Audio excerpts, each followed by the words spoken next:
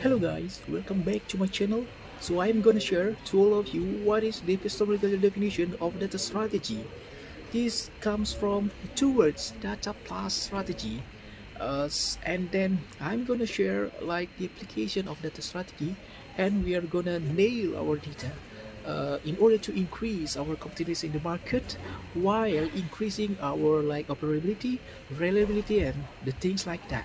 So data becomes like the input how we can understand our customer better, faster, and stronger, as well as like how we can use the data to predict like the operation failure and how to prevent the failure in the operations, the risk management, and the business support, and a lot of applications that related about this data.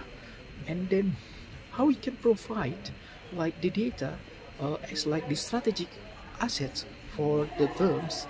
It depends on how we can build up like the good corporate governance in order to provide like the data infrastructures and the way to process the data, like the standard operating procedures or the instructional the provision like that, and how we can like provide and apply the frameworks to optimize our data in order to increase our understanding about the market, the competitors, and then the products, the service, and how we are like increasing our service, the way we can serve our customer better, and then as efficiently as possible.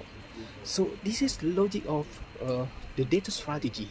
And according to my professional experience, handling over 20 plus corporate clients and running more than 50 masterclass in data analytics, doing like Python, R, Power BI, Tableau, and combining the tools, analytical tools. So I found like some clients, some the corporate enterprise, they focus on how to utilize the data to increase their market competitiveness in the markets.